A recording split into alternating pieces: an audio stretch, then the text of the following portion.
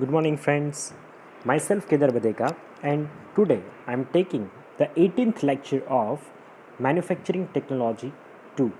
So, in the previous series of the lectures before the mid semester examinations, we tried to understand about the forging processes, right?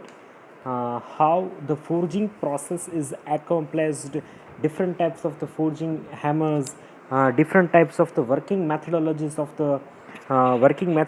of the forging process, and what are the factors which is affecting during the forging process. We also understand about the different type of the forging, different kind of the methodology to perform the forging operations in the previous series of the lectures. So in today's lecture we try to discuss about the various things about the metal working processes, how the metal working processes are done on the sheet metal. So basically the metal working processes are very close to the press and the punch operations. They are always performed on the press working with the help of the tools and dies. So they are basically kind of the cold working processes. As you can see that normally the hot working processes of the metals are done before the melting temperature of the about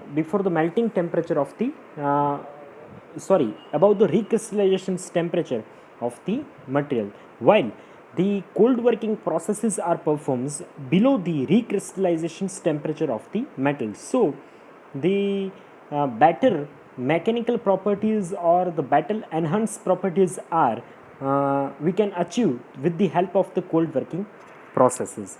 So the process in which the plastic or certain kind of the permanent deformation which is occur when the process is carried out at a temperature which is lower than the recrystallization temperature, that process which is known as a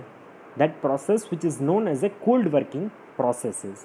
The temperature or all the kind of the metal working processes, like as you all are aware the various name of the different processes like the embossing, right? आप सभी ने सुना होगा कि जैसे आप जो currency में अपना कॉइन यूज़ कर रहे हो, राइट, वो एक तरीके का जो है वो एक मेटल वर्किंग प्रोसेस है. उस मेटल वर्किंग प्रोसेस के ऊपर जो है वो एक तरीके का प्रेस के ऊपर एक ऑपरेशन किया जा सकता है और एक जो शेप है उसके ऊपर एम्बोस किया जा सकता है. वो जो है वो एक तरीके का मेटल वर्किंग ऑपरेशंस है. जैसे शीट मेटल के ऊपर जो है different kind of the cutting operations करना, राइट. जैसे आप सभी ने जो है किसी ना किसी हाउस होल्ड एप्लीकेशंस में कुछ ना कुछ जो है ऐसी चीज़ जो है वो शीट मेटल से बनी हुई ऐसी यूज़ की होगी, राइट. तो वो सब जो है वो प्रेस के ऊपर जो है वो परफॉर्म की जाती है. सो बेसिकली ये सारी जो मेटल वर्किंग प्रोसेस जो रहती है वो सारी मेटल वर्किंग प्रोसेस जो है वो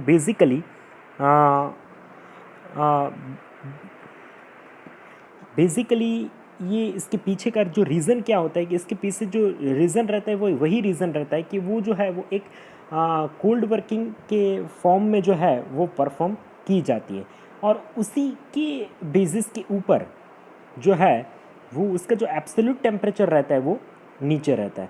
तो theoretically which is performs at a very close to the room temperature, which is the 25 to 30 degree Celsius, which is very close to the 25 to 30 degree Celsius. Now what are the advantages of the kind of the metal working of the cold working processes? They are improving the hardness and strength of the materials. Then we can achieve a desired accuracy as it is possible. सो हम लोग जो है उस process से जो है वो एक डिज़ायर्ड एक्यूरेसी जो है वो इस प्रोसेस की हेल्प से जो है वो अचीव कर सकते हैं. Then the heating is not required. यहाँ पे आप देख लीजिए कि हीटिंग जो है वो या इस प्रोसेस के अंदर जो है वो यूज़ नहीं हो रहा है, राइट. हम लोग काफ़ी ज़्यादा उसको हीट नहीं कर रहे हैं और अगर हीट कर रहे हैं तो वो भी इतना ही हीट है कि उसका रिक्रिस्टलाइजेशन टेम्परेचर के नीचे वाला हीटिंग है, राइट. यानी इसके अंदर जो है वो नए क्रिस्टल फॉर्मेशंस तक जो है वो हम लोग हीटिंग नहीं कर रहे हैं. यानी ये जो है वो बेसिकली इसकी प्रॉपर्टीज़ जो है वो सस्टेन करने में हमें काफ़ी हेल्प करती है. Thus the cost and time which is reduced in the cold working और the metal working processes. Next which is what are the disadvantages of the metal working processes or the cold working processes? They are reduce the ductility, thus which is difficult to process. इसकी ductility जो है ना वो काफ़ी कम हो जाती है, इसीलिए जो है इसको प्रोसेस करना जो है वो काफ़ी डिफ़िकल्ट हो जाता है.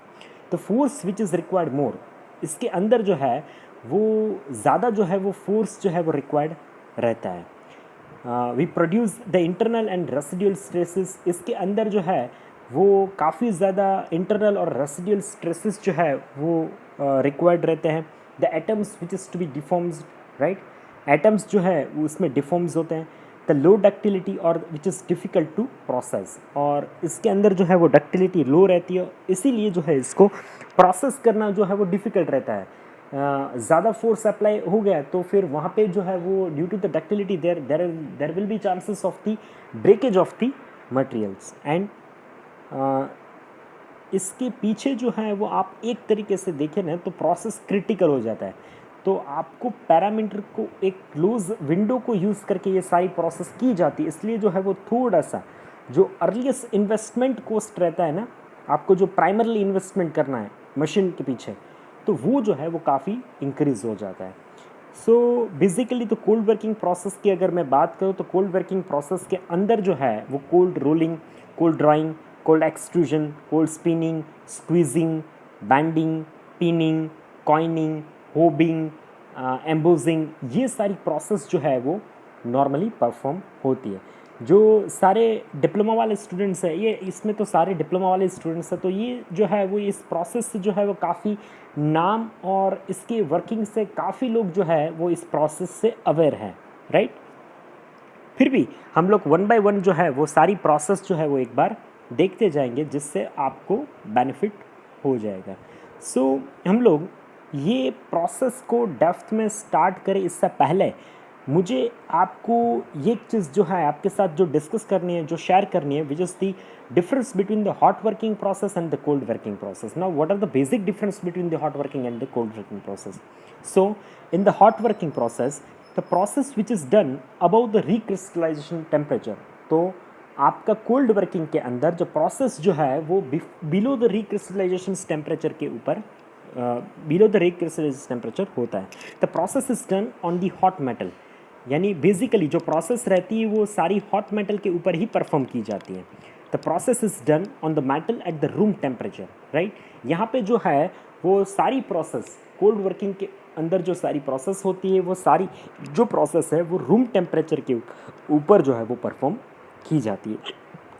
इसमें मेटल जो है वो आपका बेसिकली हॉट रहता है, इसलिए जो है वो आपको थोड़ा कम फोर्स जो है वो अप्लाई करना पड़ता है.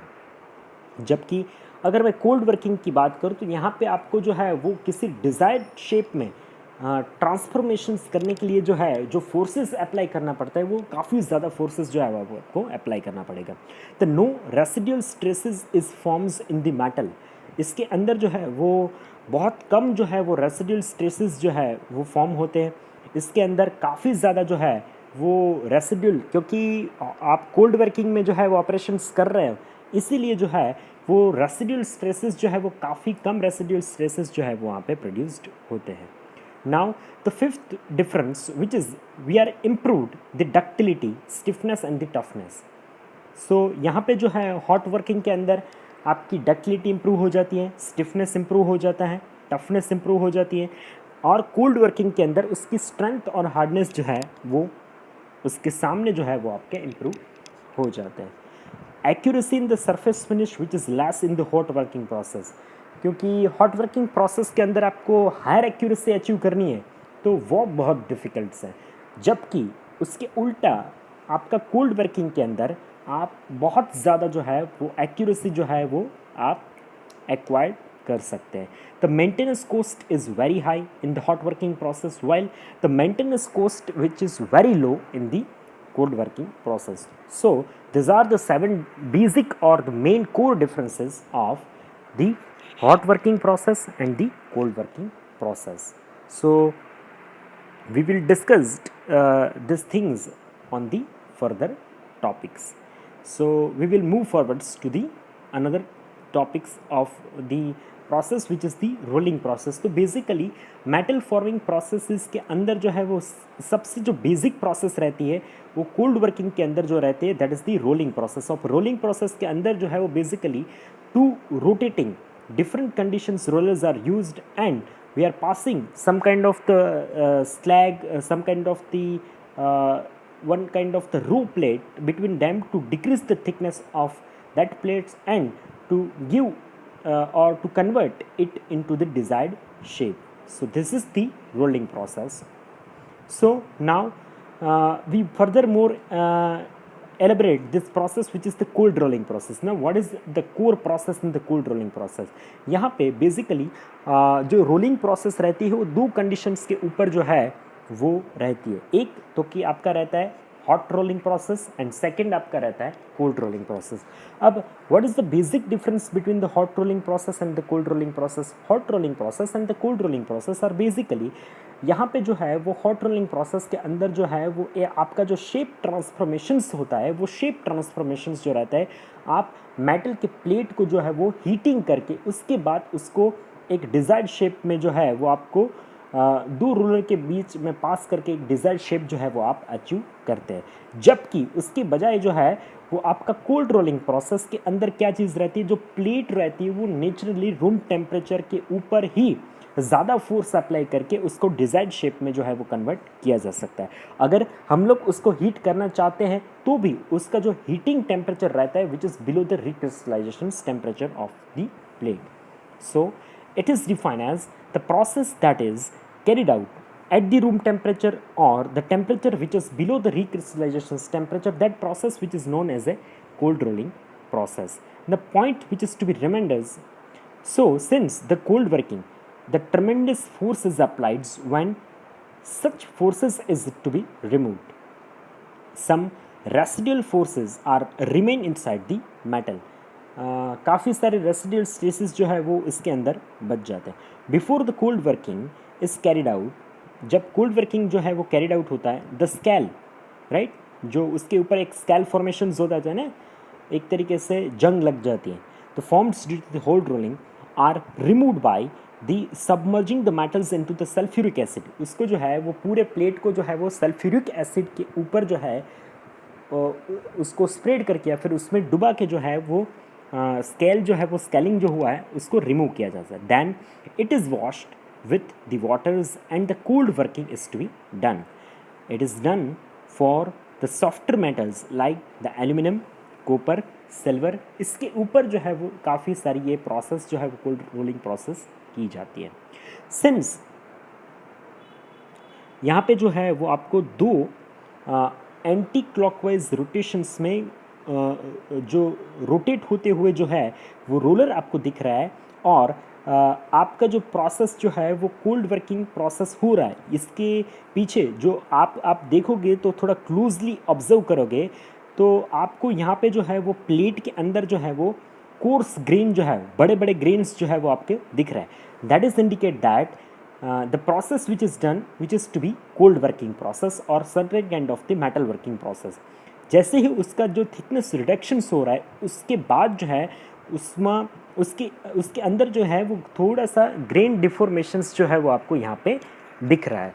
So this is the process of the cold rolling process. What are the advantages of the cold rolling process? The surface finish which is too good, then the measurement accuracy is to be achieved. आप जिसको measure कर सकते हैं वैसी accuracy जो है वो ऐसी प्रोसेस के अंदर जो है वो आपको मिल सकती है. Then the cold heading cost is the low. यहाँ पे जो है वो आप कोल्ड हेडिंग कोस्ट जो रहता है वो आपको टूल हैंडलिंग कोस्ट जो रहता है वो आपको बहुत कम लगता है. इसमें porosity is to be reduce. जो हॉट कोल्ड रोलिंग प्रोसेस है इसलिए जो है यहाँ पे पोरोसिटी डेवलप्ड होने के चांसेस जो है वो काफ़ी कम हो जाते हैं. The mechanical property is to be improve. यानी कोल्ड वर्किंग है तो मैंने आपको पहले ही आपको ये पॉइंट जो है वो आपके साथ डिस्कस करने की कोशिश की थी कि यहाँ पे जो है वो काफ़ी सारी जो है वो मैकेनिकल प्रॉपर्टीज़ जो है जैसे आपका स्ट्रेंथ हो गया, आपके हार्डनेस हो गई, वो सारी यहाँ पे इम्प्रूव हो जाती है. Here also the impurities are evenly distributed, thus its effect is to be minimise. यहाँ पे जो है वो सारी इम्प्योरिटीज़ जो है वो एक तरीके से डिस्ट्रीब्यूटेड हो जाती है, इसलिए जो है उसका इफेक्ट जो है वो एक तरीके से कम हो जाता है। Now what are the disadvantages of the cold rolling process? Since this process is carried out at the room temperature, higher amount of the force is to be required. तो इसका सबसे बड़ा जो मैं एक तरीके से आपको डिसएडवांटेज की बात करूँ तो सबसे बड़ा जो डिसएडवांटेज है, एक तो कि फोर्स जो है वो काफ़ी ज़्यादा अमाउंट के अंदर इस प्रोसेस के अंदर लगता है, and the ductility is to be decreased. यहाँ पे जो है वो इसकी डक्टिलिटी जो है वो काफ़ी कम हो जाती है, and the residual stresses are to be form. इसके अंदर जो है वो साथ में इसके रेसिडुअल स्ट्रेसेस जो रहते हैं वो भी काफ़ी बढ़ जाते हैं प्रोसेस के एंड में। सो अब इसके बाद ये चीज़ जो है वो सबसे इम्पोर्टेंट हो जाती है कि किस तरीके के डिफेक्ट्स जो है वो मेटल वर्किंग प्रोसेस के अंदर जो है वो फॉर्म्स हो सकते हैं। तो सबसे इम्पोर्टेंट जो है वो इस तरीके के डिफेक्ट्स मैं आपको 5 या 6 डिफेक्ट आपके साथ डिस्कस करने की कोशिश करूँगा। तो सबसे जो बड़ा डिफेक्ट जो है वो मेटल वर्किंग प्रोसेस में फॉर्म होने के, कोल्ड वर्किंग कंडीशंस में फॉर्म होने के चांसेस है, that is the crack. The crack which is mainly occur due to the cold working of the metals. जो क्रैक होने का पीछे का जो बड़ा रीज़न है ना, वो कोल्ड वर्किंग प्रोसेस, और कोल्ड वर्किंग प्रोसेस के अंदर अभी हमने लास्ट पॉइंट जो डिस्कस किया उसके पीछे का जो बेसिक रीज़न है, क्योंकि रेसिडुअल स्ट्रेसेस जो है वो काफ़ी बढ़ जाते हैं। अब रेसिडुअल स्ट्रेसेस से क्या होता है कि रेसिडुअल स्ट्रेसेस से स्ट्रेस कॉन्सेंट्रेशंस बढ़ता है। अब स्ट्रेस कॉन्सेंट्रेशंस आगे जाके छोटे छोटे क्रैक्स में फॉर्म हो जाते हैं। अब वो जो है छोटे छोटे क्रैक्स है वो एक पीरियोडिकली टाइम के साथ जो है वो ज़्यादा बड़े क्रैक में उसका फॉर्मेशंस होता है। So this is the first defect which is formed during the cold working process. Then second, which is the rough surface. Rough surface जो है वो produce होते हैं due to the oxidations in the hot working processes. Then the fin. Fin क्या है? Which is the excess material which is passed during the rolling. एक तरीके से एक आपने कभी कभी देखा होगा कि एक थिकनेस वेरिएशंस आपको दिख रहा है, राइट?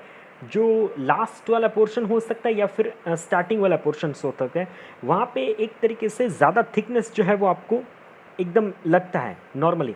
यानी आप देख लीजिए कि लास्ट वाला पोर्शन है वो 7 mm चौड़ा है और बाकी सारा जो पोर्शन है वो 5 mm चौड़ा है। तो इस तरीके के जो डिफेक्ट्स जो फॉर्म्स होते हैं रोलिंग के अंदर, वो जो है वो एक्सेस ऑफ मटेरियल जो इनिशियली पास हो जाता है due to the uneven applications of the force, right, which is the fin. Then the lap which is the overfilling of the roll pass. बहुत ज़्यादा पास आपने रोलर के बीच में से उस मेटल को पास कर दिया तो उसकी वजह से जो है वो लैप होने के चांसेस बढ़ जाते हैं। Then the non uniform deformations which is non uniform deformations यहाँ पे प्रोड्यूस होने के chances which is due to the uneven shapes. जो अनइवन शेप्स होते हैं ना, इसीलिए जो है वो नॉन यूनिफॉर्म डिफॉर्मेशंस प्रोड्यूस होने के चांसेस रहते हैं। Then the blow holes, pit holes, right? ये एक तरीके से हॉट वर्किंग में जो है वो काफ़ी ज़्यादा होने के चांसेस रहते हैं, विच is the gas which is inside the metal mould. एक तरीके से उसका एटमॉस्फेरिक हॉट कंडीशंस के अंदर एटमॉस्फेरिक कंटामिनेशंस जो हो जाता है उसकी वजह से जो है वो ब्लो होल्स होने के चांसेस बढ़ जाते हैं। The defects and its reasons which is the pipe क्यों फॉर्म्स होते हैं? पाइप जो है वो एक तरीके का डिफेक्ट्स है which is due to the uneven cooling, right? Uneven cooling जो है वो आप अप्लाई करते हैं, किसी जगह पे टेम्परेचर जो है वो 50 डिग्री है, किसी जगह पे 150 डिग्री है, तो इस तरीके का जो कूलिंग अनइवन कूलिंग हो जाएगा तो इसकी वजह से जो है वो आप देख सकते हैं कि पाइप नाम का डिफेक्ट जो है वो यहाँ पे फॉर्म्स होता है। And the last defect which is the warpage. Warpage क्या हो जाता है कि एक तरीके से मैं आपको बताऊँ कि आपको श्रिंकेज पता ही होगा। श्रिंकेज जो है वो सब ने एक वर्ड जो है वो सुना होगा। एक तरीके से मेटल जो है वो थोड़ा सा श्रिंक हो जाता है, राइट? एक तरीके से मूव हो जाता है ऊपर की साइड और नीचे की साइड। तो यहाँ पे जो है वो क्या हो जाएगा, वार्पेज के अंदर जो है आपके प्लेट के दोनों जो एंड है वो एक तरीके से झुक जाएंगे, राइट? वो स्ट्रेट रहना चाहिए, इसकी बजाय वो झुक जाएंगे, विच is also forms due to the uneven cooling and the residual stresses during the processes. So these are the common defects which is formed during the metal working processes. Now we start the different sheet metal working processes और the metal forming processes. कौन कौन सी जो है वो metal forming processes जो है with the help of the press, with the help of the punch and die we can performs on the sheet metal. तो सबसे पहला जो प्रोसेस है that is the shearing process. अब शेयरिंग प्रोसेस जो है वो शीट मेटल कटिंग, ये एक तरीके से शीट मेटल का कटिंग ऑपरेशंस है, right. The shearing of the sheet metal between the two cutting edges जो है वो एक तरीके से दो कटिंग एज के बीच जो है वो परफॉर्म होता है. सो यहाँ पे जो है वो आप देख सकते हैं कि पंच एंड डाई जो है, नीचे वाला जो ग्रे शेड्स है that is the die and ऊपर वाला जो वाइट शेप है दैट इज़ द पंच. वो अप्लाई करेगा, एक प्रेशर अप्लाई करेगा. पंच जो है वो शीट मेटल के ऊपर प्रेशर अप्लाई करेगा. जैसे ही सेकेंड आप फिगर के अंदर देखोगे तो सेकेंड फिगर के अंदर जो है due to the applications of the force, some kind of the plastic deformations of that sheet metal is to be performed, right. When the force which is to be increased, certain kind of the penetrations of that punch into the sheet metal is to be observed, right. And we can see that at the end of the fourth figure, some kind of the fracture of the at the end of the edges of the punch which is to be happens at the kind of the increase of the force. So यहाँ पे एक तरीके का ये जो sharing है वो एक तरीके का कटिंग ऑपरेशंस है. वो आप पंच और डाई को यूज़ करके आपको सपोज कोई एजेस कट करनी है तो इस एजेस को जो है वो शीट मेटल के ऊपर जो है वो आप शेयरिंग ऑपरेशन से कट कर सकते हैं. So this is the operations of the shearing operations which is performs on the sheet metals. सो यहाँ पे आपको और ज़्यादा जो है वो क्लियर जो है वो आपको ज़्यादा क्लैरिटी आपको दिखेगी कि shearing is a process for the cutting of the sheet metals to the size which is out of the larger stroke such as a roll stroke. एक बहुत बड़े एक प्लेट में से आपको कोई छोटा सा टुकड़ा अगर कट करना हो तो वहाँ पे जो है वो एक शेयरिंग ऑपरेशंस जो है वो परफॉर्म किया जाता है. तो आप जो है वो एक तरीके से हम लोग जैसे कटर कैसे यूज़ करते हैं उसी तरीके से कटर जो है वो जो है वो पंच जो है which is working as a some kind of the cutters and the remaining unwanted piece of that sheet metal which is remove with the help of the die, right. तो this is the shearing operations. Now next which is the drawing operations. तो drawing operations के अंदर हमने काफ़ी सारा ये चीज़ सुनी ही होगी कि ड्राइंग और extrusions both are the very similar process. अगर किसी चीज़ को आपको खींच के with the help of the die, right. Drawing operation में क्या होता है कि ड्राइंग ऑपरेशंस में सपोज के जो है सबसे इम्पोर्टेंट ऑपरेशंस रहता है वो ड्राइंग ऑपरेशन जो है वो सॉफ्ट मेटल्स में से जो है अगर सपोज आपको वायर फॉर्म्स करने हैं तो फिर ड्राइंग ऑपरेशंस किया जाता है. आप फिगर में देख सकते हो कि एक बड़ा डायमीटर का जो है वो आपको एक वायर जो है वो दिख रहा है. दो साइड में आपको डाई दिख रही है. जैसे ही जो है वो आप उस एंड में उसको पास करोगे, राइट. अब क्या करोगे तो डाई जो है वो दोनों साइड से फिक्स डाई, राइट. अब आपको जो है वो उस डाई में से जो है वो आपको आपका जो सॉफ्ट मटेरियल्स है, राइट, जिसमें से आपको सपोज कॉपर है, आपका एल्यूमिनियम है, उसको आपको खींचना है डाई में से. तो जिसका डाई जिस साइज़ का डाई ओपनिंग है उस साइज़ का जो है वो सॉलिड वायर या फिर होलो वायर जो है वो आप वहाँ से प्रोड्यूस कर सकते हैं विद द हेल्प ऑफ.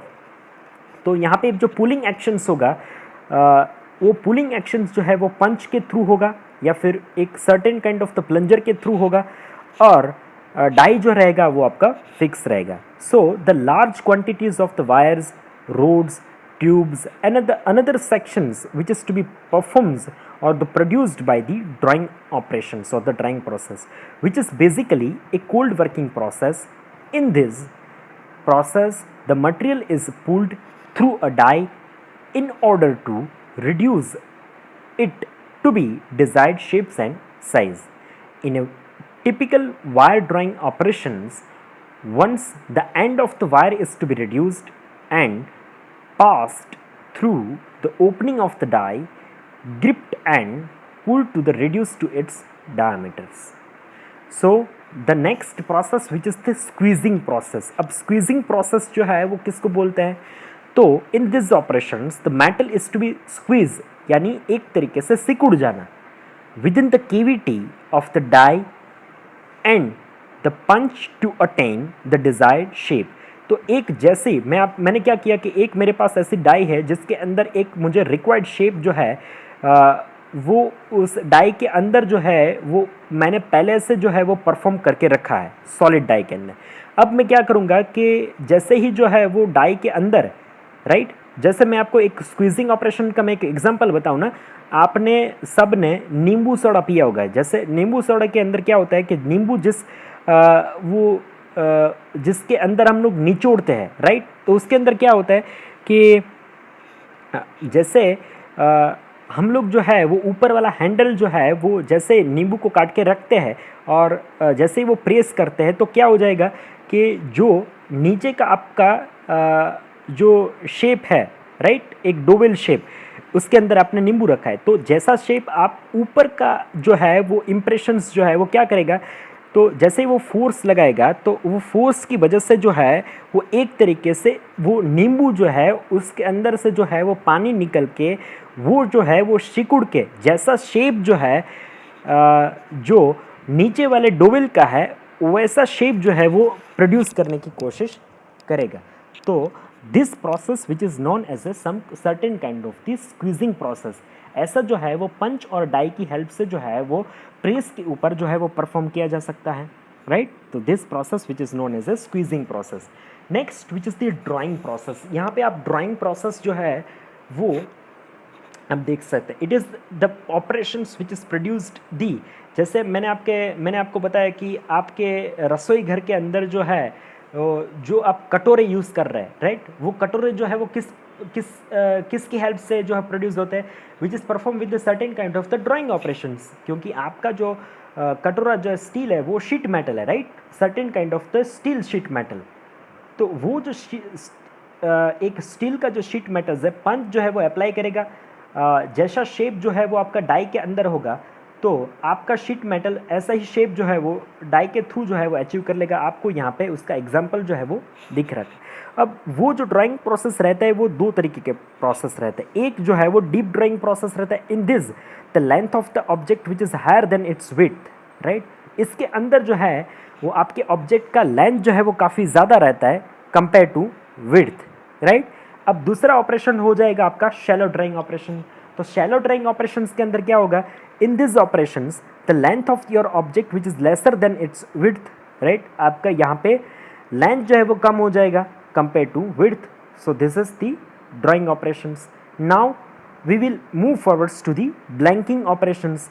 तो ब्लैंकिंग ऑपरेशंस में क्या होता है कि अगर आपके पास कोई शीट मेटल है तो शीट मेटल जो है वो आपने डाई के ऊपर रख दिया, जैसे ही पंच उसके ऊपर जो है वो प्रेस करेगा, टच करेगा, तो due to the forces of the punch जो है आपको जो रिक्वायर्ड साइज का जो शीट मेटल चाहिए वो रहेगा, और बाकी का बीच में से एक पोर्शन जो जैसे आपको वाइसर बनाना है तो बीच का मैंने एक पोर्शन हटा दिया, दैट प्रोसेस जो ब्लैंक हो गया, that process which is known as a blanking operations right. A piece of the sheet metal is to be removed from the larger size of the stroke right. एक बड़े से round में से मैंने बीच का पोर्शन काट लिया, अब वो बन जाएगा washer. This process which is known as a blanking operation. This removed piece is the scrap. अब जो बीच में से वो एक छोटा सा टुकड़ा जो निकल गया वो जो है वो स्क्रैप में हो जाएगा, it is useful as a part.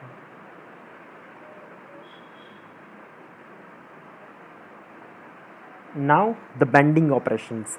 The bending is a, अब किसी भी वी बेंडिंग होता है, यू बेंडिंग होता है, बेंडिंग में क्या होता है कि आप डिफरेंट टाइप ऑफ जो है वो एक तरीके से आपको एक तरीके से डाई और पंच जो है वो यूज़ करके आप शीट मेटल को फोर्स अप्लाई करके उसको बेंड करने की कोशिश करता है। तो bending is a metal forming process in which a force is to be applied to a piece of the sheet metal which is causing its to bend at an angle and to form as a desired shape। आप desired shape में उसको press करके उसको band करके उसका shape form कर सकते हो।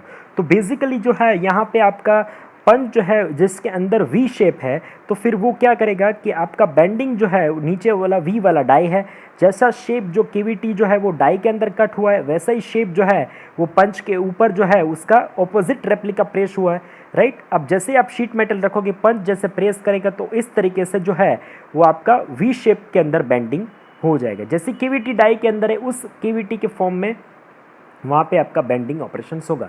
इस तरीके से जो है वो आपको सपोज एज से बेंड करना है तो उस ऑपरेशंस को एज बेंडिंग ऑपरेशंस बोला जाता है।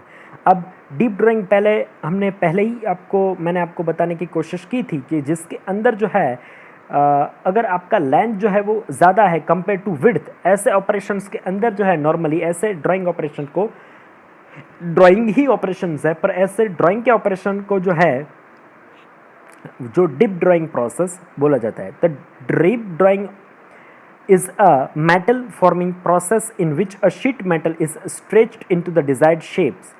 A tool which is pushes downward on the sheet metal, forcing it into a die cavity in the shape of the desired part.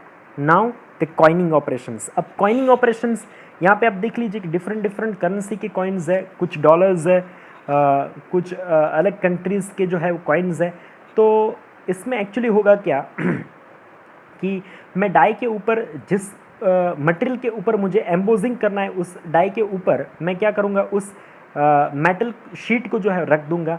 अब जैसा मुझे एम्बोजिंग प्रिंट चाहिए, वैसा एम्बोजिंग प्रिंट जो है वो मेरे पंच के ऊपर जो है वो लगा होगा। अब जैसे ही पंच फोर्सफुली उस आप शीट मेटल के ऊपर फोर्स करेगा तो उसके ऊपर जो है वो पंच के डाउनवर्ड एंड के ऊपर जो एम्बोजिंग एंटिटी जो है वो एम्बोज की गई है, कॉइन किया हुआ है, राइट, वैसी एंटिटी जो है वो आपके शीट मेटल के ऊपर लग जाएगी, which is due to the squeezing of the metals under the extreme pressures. So a simple round metal slug is to be placed into the die and forced to flow into the given shapes by the compressing it. The coining which is also reduce the metal thickness. Coin से जो है वो आपका metal thickness भी जो है वो कम किया जा सकता है. What is the advantage? The capable of producing a sharp, accurate bands with a less sensitivities and material conditions. What are the disadvantage? यहाँ पे जो डिसएडवांटेज, बड़े डिसएडवांटेज है वो एक तो कि फोर्स का रिक्वायरमेंट्स काफ़ी ज़्यादा रहता है, और दूसरा कि आपका डाई और पंच जो है उसके अंदर काफ़ी ज़्यादा जो है वो एक्सेसिव फोर्स के थ्रू जो है वो उसका वियर आउट जो है वो हो जाता है. Next which is the embossing operations. अब एम्बोजिंग ऑपरेशंस क्या है? तो embossing which is very close to the coining operations, right.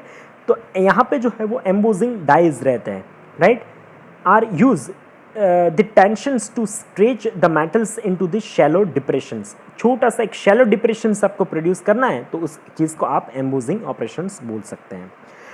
The dies primarily are comprised of the punch and cavity. The most common applications which is the stiffness of the bottoms, then the spot welds, certain kind of the embossing के through जो है वो एक जो से जैसे spot weld में जैसे एंटिटीज़ है, प्रोजेक्शंस, जैसे नीब प्रोड्यूस हुआ है, ऐसा नीब्स जो है वो आप वहाँ पे प्रोड्यूस कर सकते हैं.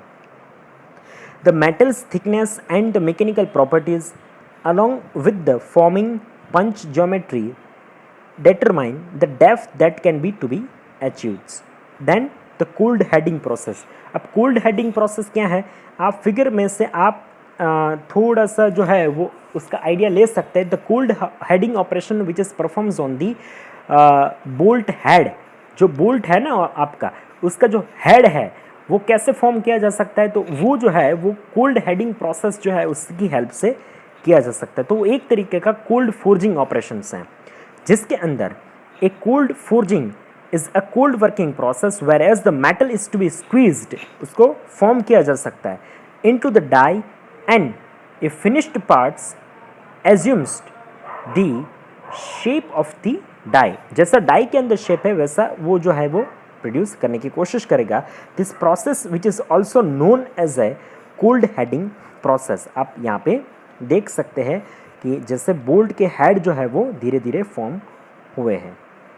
और लास्ट प्रोसेस आपका बच जाएगा वो प्रोसेस हो जाएगा आपका थ्रेड रूलिंग प्रोसेस। अगर किसी बोल्ट के ऊपर आपको जो है वो थ्रेडिंग प्रोड्यूस करना है तो मैं क्या करूँगा, मेरे पास एक छोटा सा जो है वो एक बार है जिसका थिकनेस और डायमीटर जो है वो अप्रॉक्सीमेटली 8 mm का डायमीटर है।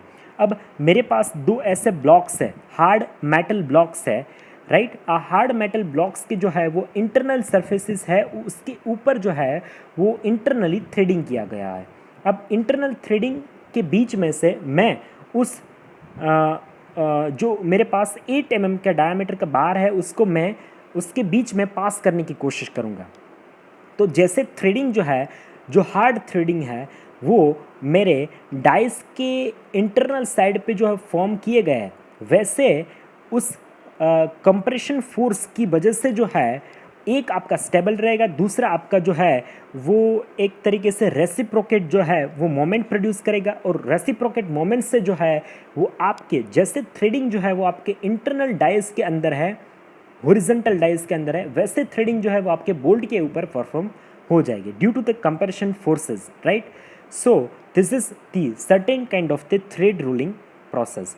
सो आज के लेक्चर्स के अंदर जो है वो हमने काफ़ी सारे मेटल वर्किंग प्रोसेस जो है वो डिस्कस करने की कोशिश की है। आई थिंक आप लोगों ने डिप्लोमा के दौरान भी ये चीज़ जो है वो पढ़ी होगी, तो आपके लिए वो ज़्यादा डिफ़िकल्ट नहीं होगा कि आप उसको समझने में आपको डिफ़िकल्टीज़ हो। फिर भी अगर किसी स्टूडेंट्स को किसी भी प्रोसेस में डिफ़िकल्टीज़ है तो आप मुझे कमेंट सेक्शंस में आपके क्वेश्चंस मुझे पूछ सकते हैं। ये वीडियो देखने के बाद आपको अपना एनरोलमेंट नंबर जो है वो आपको कमेंट सेक्शंस के अंदर लिख देना है। So this is all about the today's lecture of the metal working processes. यहाँ पे जो है वो आपका चैप्टर नंबर 4 जो है वो forming and the shaping processes जो है वो कंप्लीट हो जाएगा। नेक्स्ट लेक्चर में के अंदर जो है वो हम लोग नेक्स्ट चैप्टर, नया चैप्टर जो है वो स्टार्ट करने की कोशिश करेंगे। So this is all about the today's lecture. Thank you so much for watching this video.